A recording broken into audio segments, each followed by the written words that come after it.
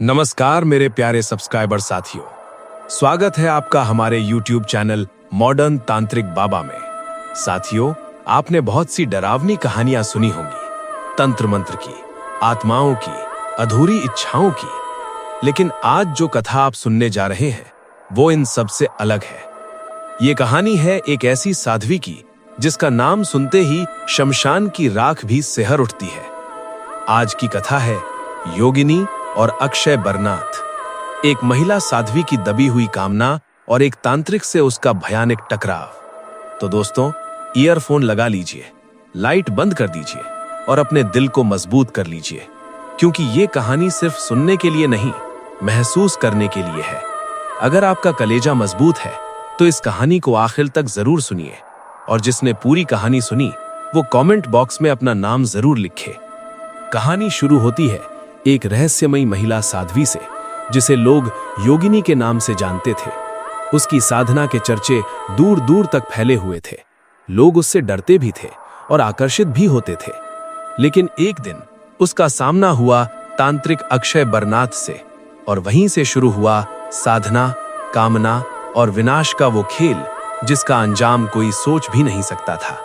शमशान की वो अंधेरी रात आज भी अक्षय बरनाथ की आंखों में जिंदा है।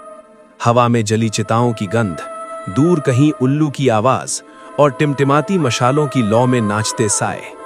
अक्षय बरनाथ गहरी तंत्र साधना में लीन थे। तभी अचानक उन्हें महसूस हुआ जैसे कोई उन्हें देख रहा हो। एक टकटकी जो उनकी साधना को भेदती हुई सीधे आत्मा तक उतर रही थी।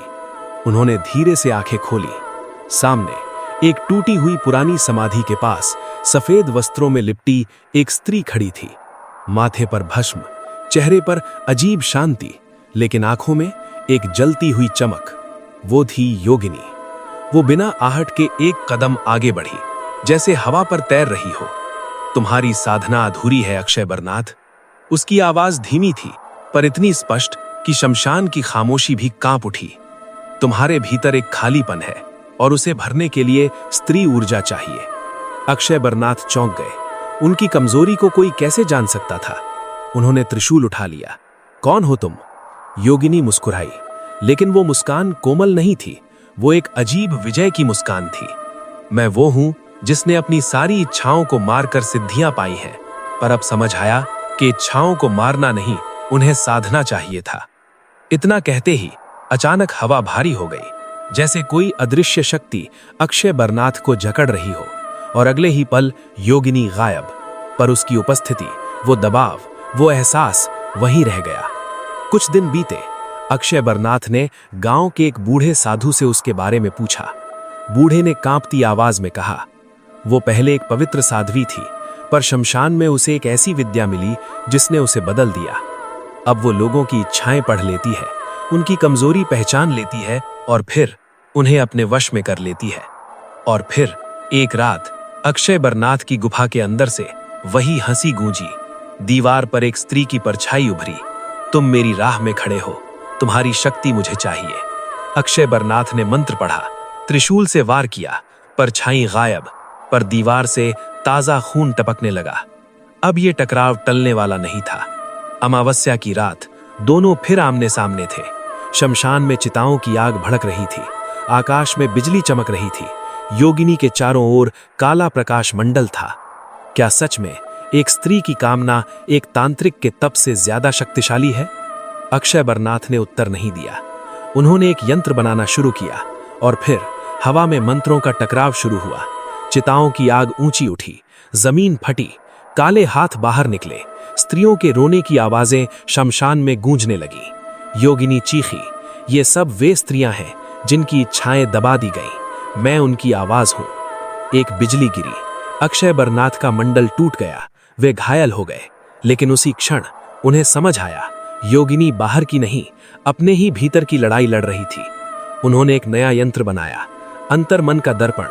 उससे एक शांत सफेद प्रकाश निकला। वो प्रकाश योगिनी के भीतर समा गया और वो घुटनों पर गिर पड़ी। उसकी आंखों से आंसू बहे। मैं शक्ति चाहती थी, पर मैंने खुद को ही खो दिया। सुबह की पहली किरण पड़ी और योगिनी धुएं की तरह विलीन हो गई। जमीन पर रह गया एक काला चमकता पत्थर। लेकिन क्या कहानी यहीं खत्म हुई? नहीं, क्योंकि वो पत्थर अब अक्षय बरनाथ के पास था और रात होते ही उस पत्थर से फिर वही हंसी आने लगी। क्या वो पत्थर योगिनी की शक्ति था या उसकी दबी हुई कामनाओं का श्राप? क्या अक्षय बरनाथ उस शक्ति को नष्ट कर पाएंगे या खुद उसका माध्यम बन जाएंगे?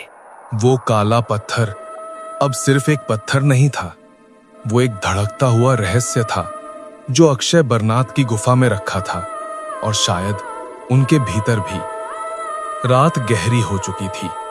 गुफा के बाहर हवा बिल्कुल शांत थी, लेकिन अंदर दीवारों पर टंगी परछाइयां हिल रही थीं। अक्षय बरनाथ ध्यान में बैठे थे, पर उनका मन स्थिर नहीं हो पा रहा था। अचानक टप टप टप, जैसे किसी ने गीली उंगलियों से पत्थर को छुआ हो। उन्होंने आंखें खोली। पीतल की कटोरी में रखा काला पत्थर हल्का हल्का धड़क रहा था। हाथ धड़क रहा था, जैसे उसमें दिल धड़क रहा हो। और फिर वही आवाज, धीमी, खींची हुई और स्त्री की, अक्षय बरनाथ। उनका गला सूख गया। तुम मुझे छोड़ नहीं सकते। गुफा के अंदर अचानक चमेली की खुशबू फैल गई, लेकिन वो खुशबू सुकून नहीं, घुटन दे रही थी। अक्षय बरनाथ उठे। उन्होंने मंत्र पढ़ना शुरू किया, पर जैसे ही मंत्र की तीसरी पंक्ति आई, उनकी आवाज अटक गई। जबान भारी हो गई, जैसे कोई भीतर से रोक रहा हो। तभी गुफा की दीवार पर एक छाया उभरी। वही चेहरा, योगिनी, लेकिन इस बार उसकी आंखों में आंसू नहीं थे, बल्कि एक अजीब सी शांति थी। तुम समझ नहीं रहे, मैं तुम्हें नष्ट करने नहीं आई। मैं अधूरी हूं और अब तुम भी अधूरे हो। अचानक अक्षय बरनाथ के सीने में तेज जलन हुई। उन्होंने अपने वस्त्र हटाए। सीने पर एक काला चिन्ह उभर आया था, वही यंत्र जो उस प्राचीन गुफा में बना था। अब वो उनके शरीर पर था। उनकी सांसें तेज हो गईं। उन्हें समझ आ गया, पत्थर अब बाहर नहीं, उनके भीतर है। अगली सुबह जब वे नदी पर स्नान करने गए, तो पानी में अपना प्रतिबिंब देखकर ठिठक गए। उनकी आंखों में कुछ बदल गया था। पुतलियों के आसपास हल्का काला घेरा, और जब उन्होंने ध्यान से देखा, उनके पीछे पानी के प्रतिबिंब में एक और चेहरा था, योगिनी का। लेकिन जैसे ही पलटे, वहां कोई नहीं। अब हर रात उनके सपनों में वही दृश्य आता, एक युवा साध्वी अपनी इच्छाओं को काटती हुई, अपने ही शरीर को दंड देती हुई। और हर बार सपने के अंत में वो साध्वी मुड़कर उन्हें देखती और कहती, तुम्हें मेरा अंत पूरा करना होगा। छठे दिन वही बूढ़ा साधु फिर आया। इस बार उसकी आंखों में डर था। समय कम है, अगली अमावस्या में सिर्फ 3 दिन बचे हैं। अगर तुम उस प्राचीन गुफा तक नहीं पहुंचे, तो ये शक्ति तुम्हारे शरीर को स्थायी घर बना लेगी। अक्षय बरनाथ ने बिना देर किए यात्रा शुरू कर दी। जंगल और भी घना था। अब पेड़ फुसफुसाते थे, पत्ते नाम लेते थे, रास्ता खुद बदल जाता था। कई बार उन्हें लगा वे गोल गोल घूम रहे हैं। 7वें दिन रात को आग जलाई। लपटें फिर हरी हो गईं, लेकिन इस बार लपटों में सिर्फ चेहरे नहीं थे, बल्कि पूरा दृश्य। सैकड़ों स्त्रियां एक वृत्त में खड़ी, बीच में वही काला पत्थर। और फिर सबकी आंखें एक साथ खुलीं और सबने एक साथ कहा, वाहन। अक्षय बरनाथ चौंक कर उठ बैठे। वाहन मतलब माध्यम। क्या वे उस शक्ति का माध्यम बनने वाले थे? 8वां दिन वे उस प्राचीन गुफा के सामने खड़े थे। अंदर घुप अंधेरा। उन्होंने दिया जलाया और अंदर प्रवेश किया।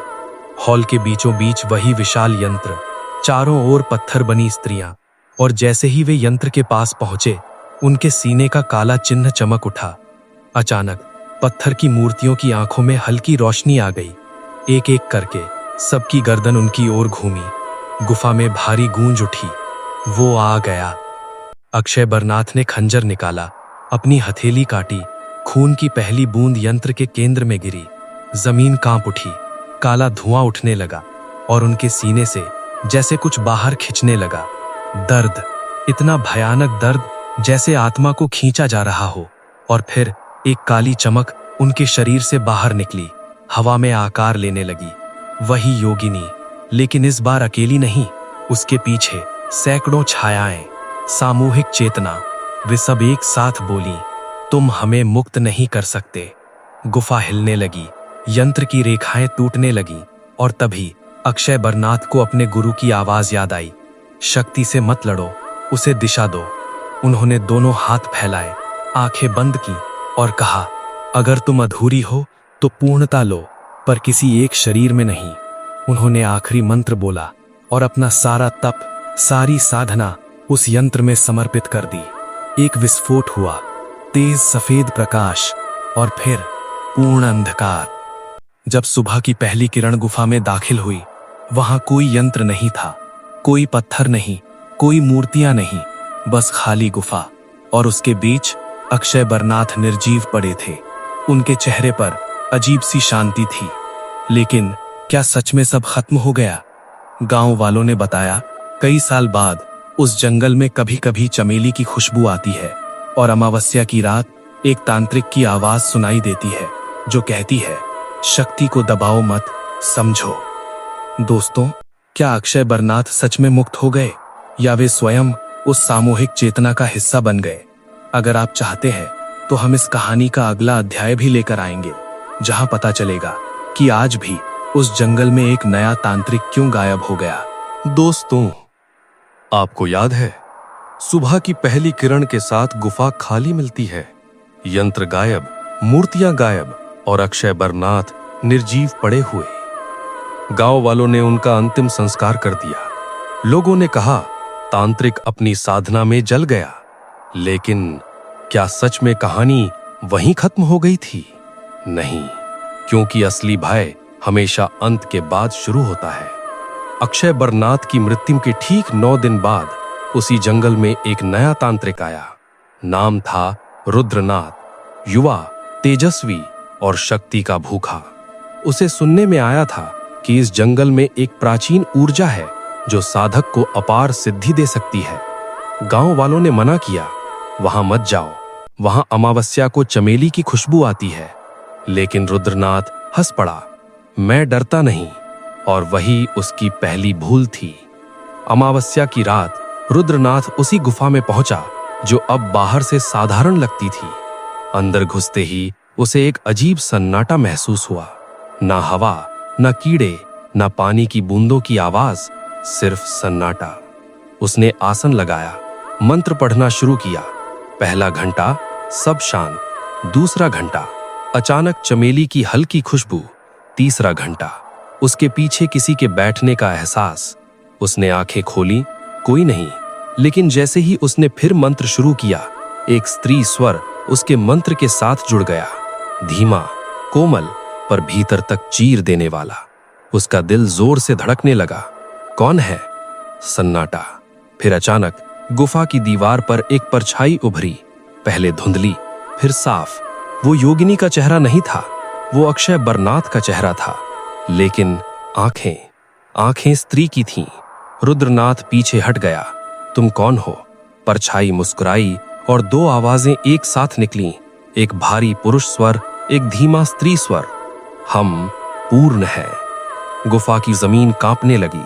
जहां पहले यंत्र था, वहीं काली रेखाएं फिर उभर आईं और उन रेखाओं के बीच धीरे धीरे एक आकृति बनने लगी। आधा शरीर अक्षय बरनाथ जैसा, आधा योगिनी जैसा, एक संयुक्त चेतना, एक नया अस्तित्व। रुद्रनाथ भागना चाहता था, पर उसके पैर जम गए। उसके सीने पर अचानक एक काला चिन्ह उभर आया, वही चिन्ह जो अक्षय बरनाथ के शरीर पर था। नहीं, नहीं, वो चिल्लाया, पर आवाज बाहर नहीं निकली।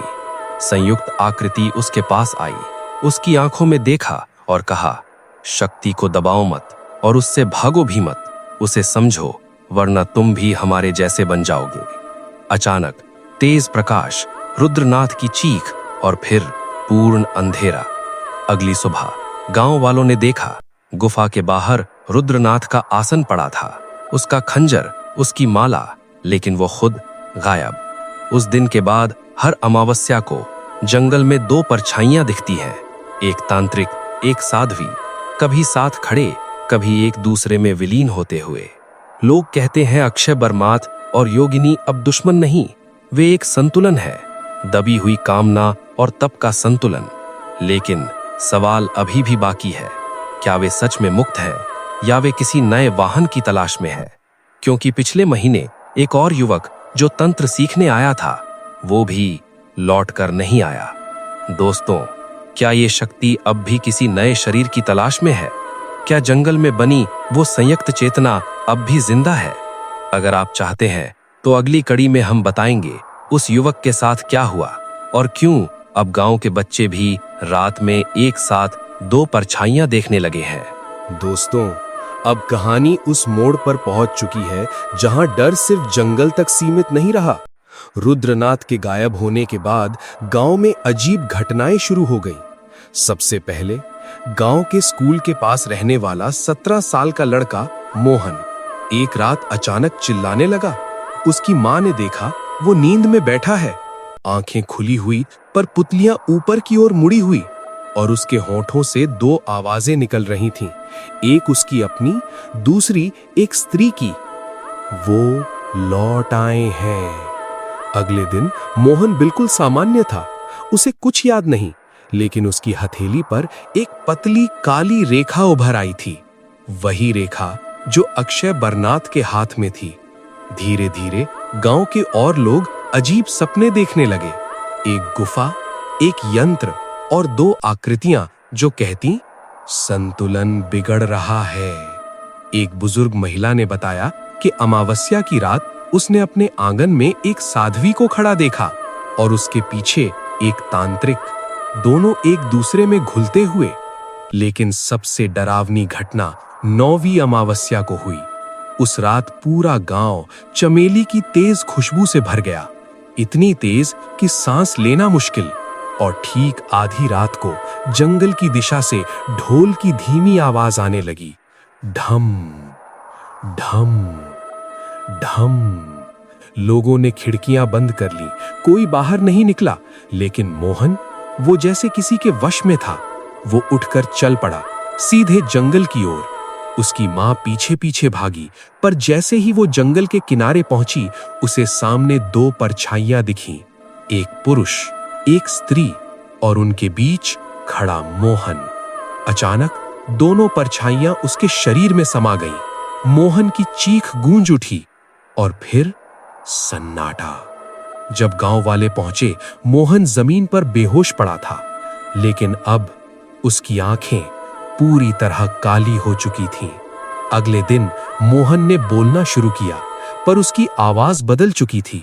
वो धीमे धीमे बोला, हम पूर्ण नहीं थे, अब हम 3 हैं। गांव में डर फैल गया। लोग समझ गए, अक्षय बरनाथ और योगिनी सिर्फ संतुलन नहीं बने, उन्होंने नया माध्यम ढूंढ लिया है और अब वे धीरे धीरे मानव शरीरों में प्रवेश कर रहे हैं। क्यों? क्योंकि उनका उद्देश्य अब बदल चुका है। वे सिर्फ मुक्ति नहीं चाहते, वे विस्तार चाहते हैं। दबी हुई इच्छाओं की ऊर्जा और तप की शक्ति दोनों मिलकर एक नई चेतना बना रहे हैं। एक रात मोहन अकेले बैठा था। उसने अपना प्रतिबिंब देखा। अब उसमें 3 चेहरे दिख रहे थे, उसका अपना, योगिनी और अक्षय बरनाथ। तीनों एक साथ मुस्कुराए और बोले, अमावस्या के बाद पूर्णिमा आएगी और उस रात हम पूर्ण जागेंगे। दोस्तों, क्या इसका मतलब है कि अगली पूर्णिमा को कुछ बड़ा होने वाला है? क्या वो संयुक्त चेतना अब पूरे गांव को अपने वश में करेगी या कोई तीसरी शक्ति उन्हें रोकने आएगी? क्योंकि कहानी यहां खत्म नहीं होती। अगली कड़ी में हम बताएंगे पूर्णिमा की रात आसमान लाल क्यों हुआ और क्यों सुबह होते होते गांव के मंदिर की मूर्ति रोती हुई पाई गई। अगली पूर्णिमा की रात आसमान सच में लाल हो गया था। कोई साधारण लालिमा नहीं, बल्कि जैसे पूरा चांद खून से रंग दिया गया हो। गांव के मंदिर की घंटियां बिना किसी के छुए बजने लगीं, टन टन टन। और ठीक आधी रात को मंदिर की पत्थर की मूर्ति की आंखों से लाल रंग की बूंदें बहती दिखीं। लोग डर गए, कोई बाहर निकलने की हिम्मत नहीं कर रहा था। लेकिन मोहन, वो मंदिर की सीढ़ियों पर बैठा था, उसकी पीठ सीधी, आंखें बंद और माथे पर वही काला यंत्र चमक रहा था। अचानक उसने आंखें खोली। अब उसकी पुतलियां पूरी तरह काली नहीं थीं, उनमें हल्की सफेद रोशनी जल रही थी और उसके होठों से 3 आवाजें एक साथ निकलीं। समय आ गया है। मंदिर की जमीन कांपी और गांव के चारों दिशाओं में काली रेखाएं उभर आईं। वही यंत्र, लेकिन इस बार छोटा नहीं, पूरा गांव एक विशाल तांत्रिक मंडल में बदल चुका था। उसी समय गांव के बाहर एक वृद्ध सन्यासी पहुंचा। लंबा कद, सफेद जटाएं और हाथ में रुद्राक्ष की माला। उसने जैसे ही गांव की सीमा पार की, वो ठिठक गया। उसने आंखें बंद की और धीमे से कहा, तो तुमने शरीर पा ही लिया। वो सीधा मंदिर की ओर बढ़ा। मोहन उसके सामने खड़ा हो गया। वापस जाओ, 3 आवाजें गूंजी। सन्यासी मुस्कुराया। अक्षय, तुम्हें संतुलन बनना था, राज्य नहीं। मोहन का चेहरा बदलने लगा। आधा चेहरा स्त्री का, आधा तांत्रिक का। हम अपूर्ण थे, मनुष्यों ने हमें दबाया, अब हम उन्हें उनकी इच्छाओं से मुक्त करेंगे। सन्यासी ने माला उठाई और एक प्राचीन मंत्र बोलना शुरू किया। जैसे ही मंत्र की ध्वनि हवा में फैली, गांव के ऊपर बना काला मंडल हल्का होने लगा। मोहन दर्द से तड़प उठा। तुम देर से आए हो। उसकी छाया जमीन से अलग होकर खड़ी हो गई। अब वो छाया स्वतंत्र थी, एक काला धुआं जिसमें सैकड़ों चेहरे थे। योगिनी, अक्षय बरनाथ, रुद्रनाथ और कई अनजाने चेहरे। सन्यासी ने आंखें खोली। तुम चेतना हो पर दिशा नहीं। उसने जमीन पर अपनी उंगली से एक छोटा सा चक्र बनाया। सफेद प्रकाश निकला और उस प्रकाश ने मोहन के शरीर और काली छाया को अलग कर दिया। मोहन जमीन पर गिर पड़ा। काली चेतना हवा में घूमने लगी। अब वो पूरे गांव के ऊपर मंडरा रही थी। हम नष्ट नहीं होंगे, उसकी आवाज गूंजी। सन्यासी ने उत्तर दिया, नष्ट नहीं, विलीन। उसने दोनों हाथ आकाश की ओर उठाए। पूर्णिमा का लाल चांद धीरे धीरे सामान्य होने लगा। सफेद रोशनी तेज हुई और काली चेतना उस रोशनी में खिंचती चली गई। एक तेज गर्जना और फिर पूर्ण सन्नाटा। सुबह गांव सामान्य दिख रहा था। मंदिर की मूर्ति सूखी थी। मोहन होश में था, उसे कुछ याद नहीं। सन्यासी जा चुका था, लेकिन मंदिर की सीढ़ियों पर एक काला पत्थर पड़ा था। छोटा, साधारण, पर उसकी सतह पर हल्की दरार थी और उस दरार से सफेद रोशनी झलक रही थी। क्या इसका मतलब है कि चेतना पूरी तरह खत्म नहीं हुई, या वो अब 2 हिस्सों में बट चुकी है? दोस्तों, गांव शांत है, पर हर पूर्णिमा को वो पत्थर हल्का हल्का चमकता है और कभी कभी बहुत ध्यान से सुनो तो उसमें से एक फुसफुसाहट आती है, संतुलन अभी अधूरा है। क्या अगली बार वो फिर किसी नए शरीर को चुनेगा या सन्यासी फिर लौटेगा? अगर आप चाहते हैं तो अगली कड़ी में हम बताएंगे कि उस सन्यासी की असली पहचान क्या थी और क्यों उसकी परछाई जमीन पर नहीं पड़ती थी। कमेंट में लिखिए अंतिम रहस्य, क्योंकि कहानी अभी पूरी नहीं हुई है और कुछ शक्तियां हमेशा किसी नए दरवाजे की तलाश में रहती हैं।